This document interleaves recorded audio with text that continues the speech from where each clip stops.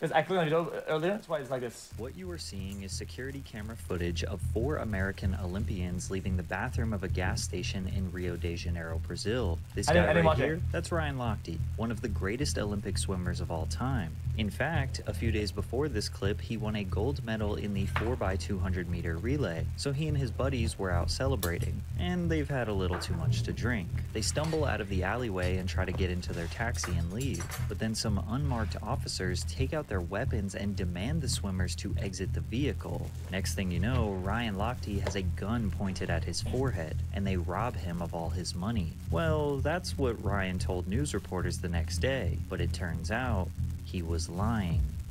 But not by much. The truth of the story is just a little bit different than what Ryan reported, but that discrepancy was enough to fundamentally destroy Ryan's reputation and swimming career forever. In order to fully analyze why this lie was such a massive issue, you have to first understand that Ryan Lochte was a living legend, who worked his whole life for his legacy to crumble at the blink of an eye. Ryan earned a swimming scholarship at the University of Florida. During his college days, he became the SEC champion 7 times, the NCAA champion 7 times, as well as earning the NCAA Swimmer of the Year twice while being a 24-time All-American athlete. In his senior year, he set the record for the 200-yard backstroke and the 200-yard individual medley at the 2006 NCAA Men's Swimming and Diving Championships, where he also won national titles in all 3 of his individual events. But his dominance wouldn't stop in college. At the 2004 Olympics in Athens, he won a gold and silver medal for the 4x200 meter freestyle relay and 200 meter individual medley.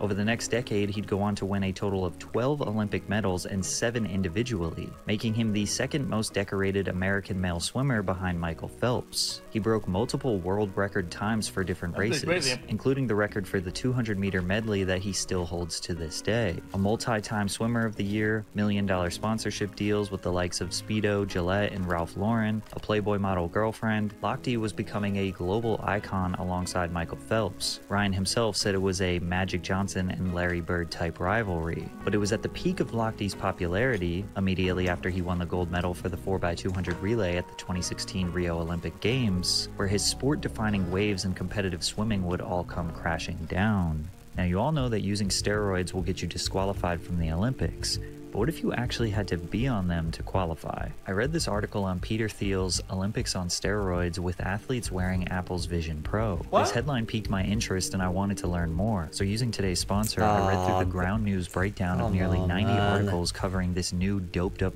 being held at use. Their unlimited vintage plan. 14th, 2016 vintage plan. On August 14th, 2016, this tweet that reported Ryan Lochte being held at gunpoint sparked one of the biggest scandals in Olympic Games history. Ben Way, an Australian Fox News reporter, was at the Hotel Grand Mercure conducting interviews with athletes. The hotel was located not far from where the Rio athletes were staying, so this was a hub for interviewers to linger around and try to talk with the athletes. After conducting a few interviews, Ben and his team got on a shuttle that had stops at various hotels around the area. At one of the stops, a woman came out who had injured her foot. Ben and his team quickly helped her and got her on the bus. Once the lady was seated, Ben and her started chatting. Unfortunately, he soon found out that the woman's stay in Brazil was a nightmare. She had broken her foot and her son had been held at gunpoint. Ben could not believe this and asked if her son was okay. She said, "Yes, he's back at the village." Ben responded, "Is he an athlete?" To which she replied, "Yes, and he is prone to big nights and that sort of stuff. He has bleached white hair or gray hair or blue hair. I don't really know what it is." Ben's cameraman asked, "Is your son Ryan Lochte?" To which she said, "Yes, he is." She then elaborated, saying how he had gone to a party late last night with a couple of friends, and he had called her and told her he had been held up at gunpoint, and they stole his wallet and put a gun to his forehead. But luckily, he's back in the athletes' village and he's okay. Ben and his team couldn't believe that this shocking story just fell into their lap. So when they arrived at their next location, which was the Adidas headquarters, they gave their notes to Fox Sports Australia, who ran the story just 2 hours later. Shortly after the news broke, the International Olympic Committee put out a statement saying, "I can tell you the story is absolutely not true," and the United States Olympic Committee is saying it's a false story. So within 2 hours, you had one major news outlet reporting the story as true, and the Olympics saying it was false. People were confused and didn't know who to believe, but then Lochte himself doubled down on his his story. A few hours later, Billy Bush, former host of The Today Show, and his friend Kit Hoover were returning from a hike. Upon their return back to town, they just so happened to run into Ryan Lochte, who they had seen from a distance inside a building. Billy Bush swiftly approached Ryan for this guy is everywhere doing everything. This guy's like an interview, while Kit filmed it all on an iPhone because they couldn't get a crew out in time. During this impromptu interview, Ryan Lochte gave his first official statement. We got pulled over in our taxi. These guys came out with a badge, a police badge, no lights, no nothing, just a police badge. They pulled us over, they pulled out their guns, they told the other swimmers to get down on the ground. They got down on the ground. I refused. I was like, we didn't do anything wrong. I'm not getting down on the ground. And then the guy pulled out his gun, he cocked it, put it to my forehead, he said, get down. And I was like, I put my hands up, I was like, whatever. He took our money. He took my wallet. He left my cell phone. He left my credential, but he took my wallet and he took all the guys' had. Keep in mind, this interview took place roughly 4 to 5 hours after the incident had happened. Ryan was still drunk at this point, and he had been awake for more than 24 hours on a bender. His recollection of the man cocking the gun and pointing it at his head would send this story into worldwide news. Ironically, this is exactly what people suspected when they found out the Olympic Games were being held in Brazil, as many media outlets questioned if Rio was safe enough to host. Around 42,000 people are killed in gun crimes every year in Brazil, and from January until May 2016, the Rio de Janeiro area had 2,036 murders. One article reported parts of a mutilated body washed up on the shore of a beach next to an Olympic venue. Although Brazil's government granted $895 million to cover Olympic security spending, it was said it might not be enough to fund police officers with the necessary equipment to keep crime at bay, with one anonymous officer saying, "You encounter a drug trafficker with lots of ammunition and you have 20 bullets. It's absurd." Showing the world that Rio could be a safe place for the Olympic Games was the #1 priority of everyone involved in the local government. Hosting the Olympics can create billions of dollars in revenue from tourism before, during, and after the Games, along with boosting the economy and building all the infrastructure needed to host multiple sports. After Ryan's robbery story, Brazilians received tons of additional fuel to the narrative that their country is unsafe and dangerous. So Brazilian authorities were scrambling to find out the real story, and they found some inconsistencies. They were given footage of Lochte entering metal detectors back at the Olympic Village at 6:56 a.m., which was roughly 40 minutes after they claimed to be robbed. The footage was released in slow motion for some reason, and Brazilian judge Caleb Londenap believes the men did not show any signs of having experienced violent crime, particularly pointing to when Lochte playfully boops Fegan on the head with his credentials. But this seems like extremely minimal evidence to prove that the men had not experienced a crime. Maybe they were trying to just act natural and forget about the evening. Maybe they were distraught, but the slow motion footage is hard to interpret. Brazilian investigators were also unable to find evidence to support the swimmers' claims, nor were they able to find the taxicab driver whose cab was allegedly pulled over. These inconsistencies were enough to accuse the swimmers of reporting a false crime, which is a crime in itself. And the judge ordered a seizure of Lochte and his teammates' passports so they could be brought in for questioning. I guess being interviewed on the news is considered reporting a false crime, because Lochte never reported a crime to the police in the first place. After all, he thought he was robbed by the police. Well, I mean, it's fair. From there, Dude, I don't think a thorough enough investigation has been done yet to even bring this up as a possibility. Like, that would happen. I'm not a big law guy. Probably a little bit after, when they really okay, yeah, this is going nowhere. But that fast?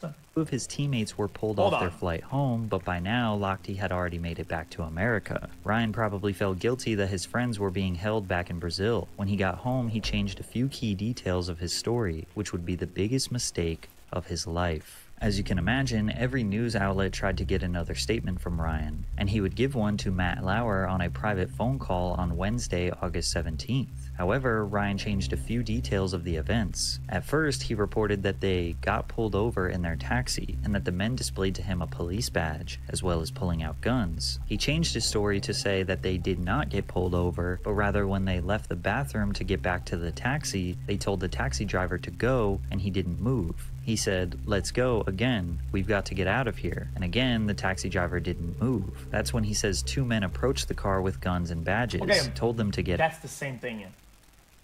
Okay. if you're like But he telling a added story the on the fly, driver thing. that if so far the building blocks are the same. If you're stopped you're still pulled over. It out and to get on the ground. But the big difference that Ryan changed in his story was how he described the gun situation. Remember, Ryan initially said that the man cocked it and put the gun to his head. Well, he changed it to, that's when the guy pointed the gun in my direction and cocked it. Now, the basis of Ryan's story remains the same, which is that he was robbed at gunpoint. But with all the negative press Brazilians had been getting, Ryan's discrepancy was enough for authorities to dismiss Lochtey's story as fabricated. At this exact moment, what the police can confirm is there was no robbery in the way that it was reported by the athletes. Authorities then released multiple security camera angles to the public that... We must let the possible robbers go, guys. Cancel the investigation, chat, because it's not the way that it happened. You're good. Oh, the gun was a bit further out. You're good. You're good. It's display safe the distance. events of the evening. Many news outlets use the footage and Lochtey's change of the story to run pieces saying, mounting evidence indicates Ryan Lochtey fabricated Rio robbery story, or Lochtey lied, or Lochtey-gate. I can't stress enough how much worldwide news coverage there was about this story. It was literally everywhere. Every major and minor news outlet in the world ran a piece on Lochtey, which took all of the spotlight away from all other Olympic athletes. Media didn't cover the games, they just wanted to talk about Ryan. A judge in Rio ordered Ryan prohibited from leaving Brazil and even tried to collect his passport. The craziest part is that still 7 days after all this chaos and worldwide reporting, nobody knew the real story from start to finish. Most of the world had already branded Lochtey a liar and didn't even care to hear the truth. But the real story is not that much different than what he said had happened. On August 14th at 6 a.m., Ryan Lochtey, Gunnar Bentz, Jack Conger, and Jimmy Fegan stopped at a Shell gas station to use the bathroom since they had been drinking all night. When they arrived at the gas... Why would he lie? I have to be honest with you, I'm not trying to defend the guy too much, but him being like on a bender at the fucking beach, dude, I understand that it could be a traumatic event, right? But being dramatic and saying like that to a news reporter, this isn't some court of the law or some shit. Like, saying it in details that don't even change the story, I don't think is that big of a deal in that instance. I don't think it's enough to say that it's a liar. I think it's still within reason. The bathroom doors were locked, so the four swimmers... I'll rewind this a little bit. So drinking all night. When they arrived at the gas station, the bathroom doors were locked, so the four swimmers went out back and relieved themselves in the bushes. Walking back through an alleyway, Ryan saw an advertisement poster, and in an intoxicated state, he thought it would be funny to rip the sign off the wall. Now you can see the footage released by Brazil's Globo TV cuts 1 full minute out, from 6:07 and 33 seconds AM to 6:08 and 33 seconds AM. The camera cuts to the sign being on the ground. You can't actually see who ripped the sign down. Why was that footage cut? Is that not the most important part of the investigation? The Rio police chief also stated that the intoxicated swimmers vandalized a gas station bathroom, breaking a door, mirror, and soap dispenser. USA Today eventually did their own investigation and released the footage of someone knocking down the sign, but you can't confirm who it is. They also went to the bathroom the next day to investigate the damage. They found the mirror and the soap dispenser were not vandalized, and they were not replaced as they were not brand new. And at the back are the restrooms that reports say were badly damaged, but we can see no sign of that now. This confirms that the Rio police are actually the ones who lied about him vandalizing the bathroom. That is now, insane. The footage doesn't necessarily prove that Ryan ripped the sign down, but he admitted to doing it, so...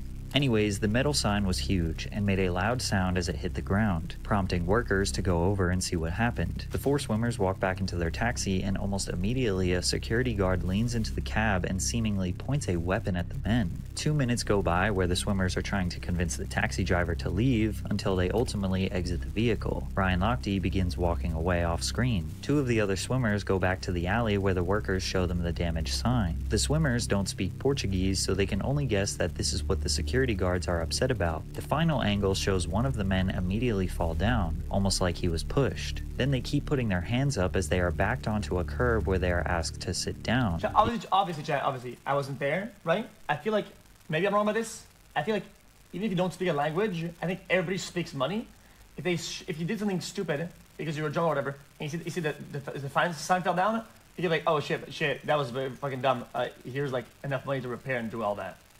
I know it sounds kind of dumb and whatever, but it helped diffuse it a bit. You can see one of the guards has his hand on his hip. It was at this moment that the guards pointed their weapons at the swimmers, which can be 100% confirmed because... Yes, it's a rich take, brother. This is like life or death for them. There's like guns involved and shit like that. Like, once you try everything, like...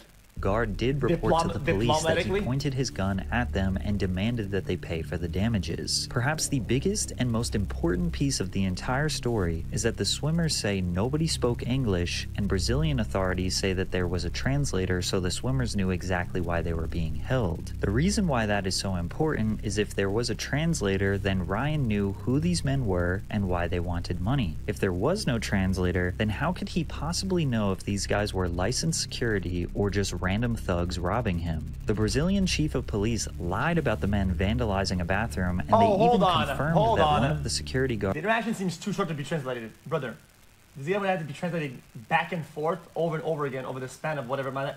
In a rush, no shot. Guards used the weapon to, quote, contain the swimmers so they could not leave without paying for the damage. The firearm was used in a situation in which they were contained. When they were contained, the firearm was put away. But the police chief went even further to speculate as to why Lochte lied. That it was because the swimmers were having a secret rendezvous with women. The first information came from a driver who had took 2 young women who left the event. These young women had made out with the swimmers, Veloso said. The swimmers had a reason to tell a story that wasn't true. Again, the Brazilian chief of police pushed a narrative that had absolutely no basis of proof or facts. Perhaps they were trying to get revenge on him for making their country look bad. Now with the full story broken down, it becomes more clear that both Lochte and the Brazilian police lied. You just have to ask yourself which is worse. Most people think Lochte is a vandal, nothing but a scummy tourist who doesn't care about being a guest in a country and thought he could do whatever he wanted without consequences. Others think he was incapable of thinking clearly due to the alcohol, and that the security guards, if that's actually who they are... What did the headline say?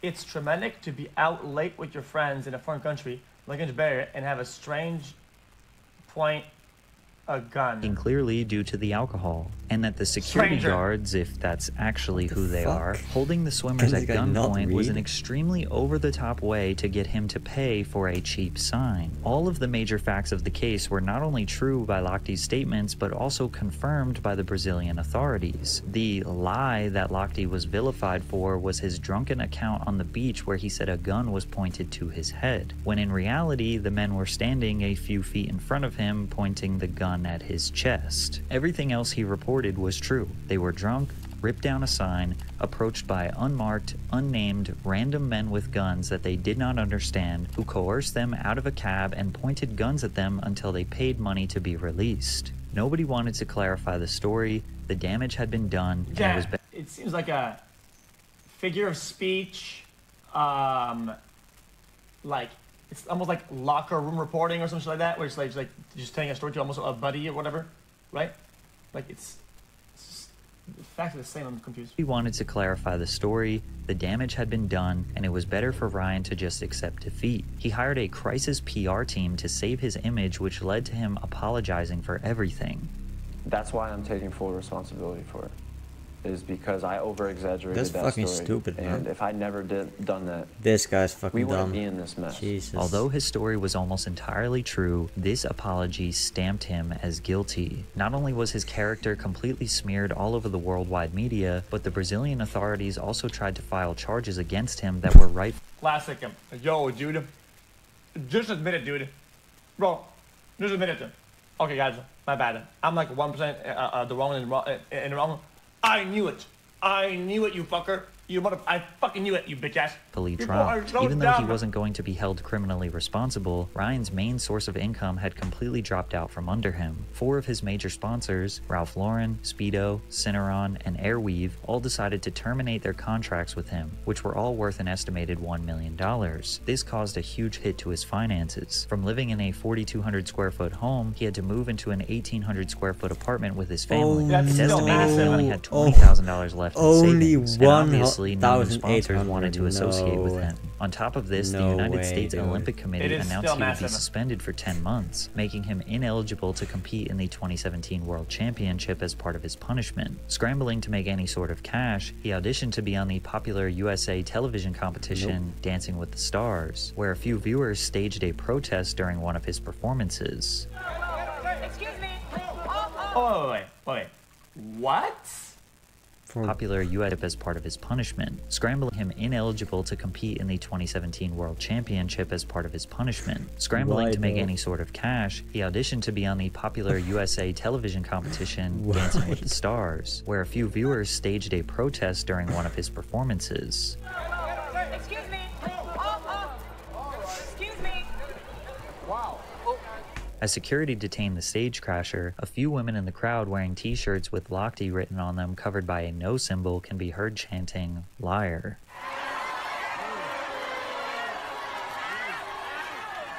What the fuck? As if it couldn't get worse for him, he was suspended from the Olympics again. Dude, people will do everything except fucking reading. Okay, hold on. Okay, says me. Okay, says me. I will do anything except reading it. But still though, they will make a t-shirt, a choreography, show up with their friends, get tickets to the spot, they'll do all, and actually pull it off and do all this. But they won't actually go out and read the story.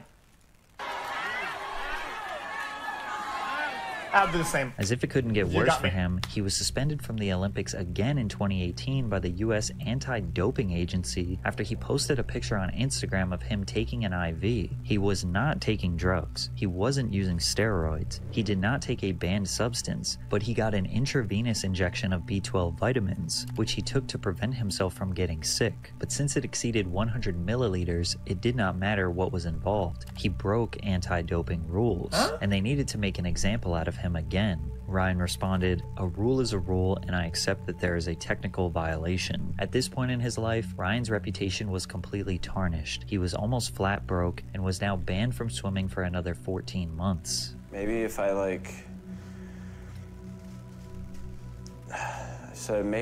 go to sleep and not wake up, it'll be fine for everyone. Because I just didn't want anyone to be sad or hurt by me. Ryan spent his days drinking his pain away, until a few months later reports came out that he was going to rehab for alcohol addiction. The only silver lining is that his girlfriend at the time stuck by his side through everything. They are now married and they have 2 children. Damn. Today he spends his time public speaking, telling his story, and teaching swim clinics around the country. He tried one last time to qualify for the US Olympic swimming team in 2021, but ultimately finished 3 seconds short of that goal, putting the final nail in the coffin of his swimming career. You know, I'm I'm very humble. Massive dog shit take, chat. There's only a few people out there in PR that actually know what they're doing. I think most PR is always delayed, garbage, just bad. I think just generally PR is trash. People are so bad at it, so bad. I mean, I have a big heart. I care a lot about. A lot of times, I think people don't understand it. Maybe, I guess, I know people make a career out of this, and I don't know nothing. If you're in the right, and you're genuine, and you can show that to the world, it doesn't matter how you do it, you'll still get the word across, and it will save it. Doing some things that are at a delay, too structured, taking too much time. Dude, that's what I think. I mean, I have a big heart. I care a lot about my family. He's part of my family. This whole swimming community. They're all part of my family. And I'm the dad. I'm gonna go be a dad right now and give my kids a hug. Cool.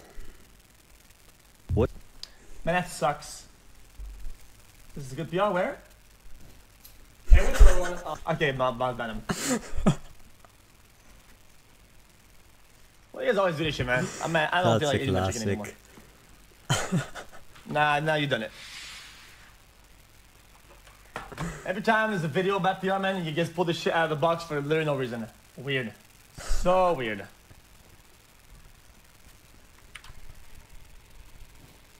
Hey, what's up, everyone? And I went like this Discord, like a big drama. And they did the same thing to Moon. I did the same thing with... Oh, yeah, I did do that. Oh, no, hold on. I did do that. Back to back, and then I would just get upset about a game, and then I would do some really stupid stuff afterwards, such as Hard Blue. At some point, I was really upset at Hard Blue because he said something. Chat, I would snipe people, okay? And listen to their stream as I sniped, and then if I lost the game, I would talk to them in chat, wait till I get blocked, I would go into the Discord and tell their viewers in their own Discord that their streamers were fucking dog shit. Chat, I would literally infiltrate into the Discord and just create chaos, dude. But I did it all the time. Thing that was meaningless, and I went like to his Discord and created like a big drama. And I did the same thing to Moon Moon. I did the same thing with Kefri. Oh man, all the time. Just like, it's not because I want attention. It's not because I'm a bad person or this or that. It just, sometimes I see things escalate in my head and I just don't stop them. I just go through with it. Wait, true. I can't do now. I just can't let that happen. It's not that I don't want to be myself. I'll always be myself. This is something that some of you guys might not agree with. The way I act on stream, believe it or not, it's sort of okay. Like, okay, whoa, hold on. The fuck? So what is this double down of hell?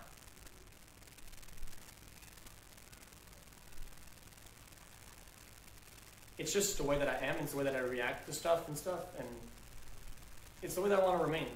And it is what it is. Okay with most of it, except the stuff that is obviously out of line, such as growing, which is not something that I've ever done in the past. I believe after playing maybe thousands and thousands of games, this was the first time that I've really felt like I was actually throwing. I did do throw, like I said earlier. Wait, he's balding. So yeah, back to the topic. I saw that, man. After like long days and being like, you know, strained from ranked and from the pressure. I saw that, dude. Hold on.